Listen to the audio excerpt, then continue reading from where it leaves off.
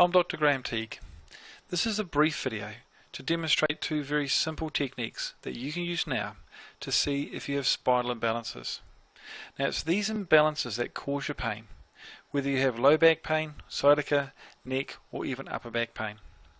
Now the first test is very simple. All you're doing is looking at your pelvic height. So all you do is look in a mirror and note if one side of your pelvis is higher than the other. Now, there are two landmarks that you can use. The first is what's called the ASIS, which are the bumps on the front of your pelvis, or alternately, you can just place your hands on top of your hips.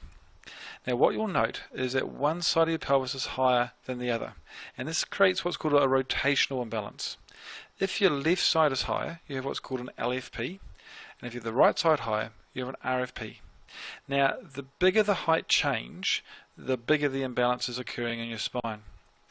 And also you can look at the side view of your posture, and this is what detects what's called a tilt type imbalance, where you can have a sway back where the curve in your low back is a lot greater, or you may have a flattened spine. Now it's the pelvis which is the foundation of your spine, and it's the imbalances that are centered around here that can create pain throughout your spine, causing both muscle as well as joint tension. Now, a second test that you can use, which also confirms these imbalances, is what's called a straight leg raise. So simply lie on your back with your knees bent and then straighten one leg and raise it as high as you can until you can feel a pulling in the back of your leg or in your lower back. And then just repeat this for the other side. Now, there are two things that you will note. First that you may find is you can lift one leg higher than the other side.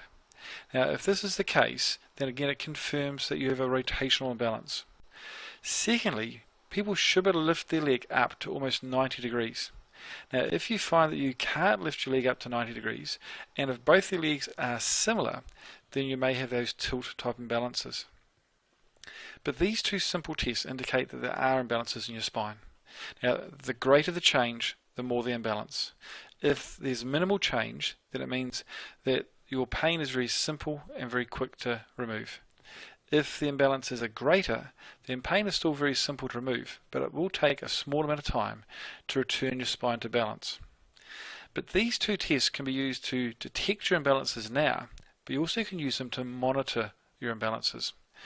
Long-term wise, you can use these same tests to make sure your spine stays in balance, which is important for a long-term future of being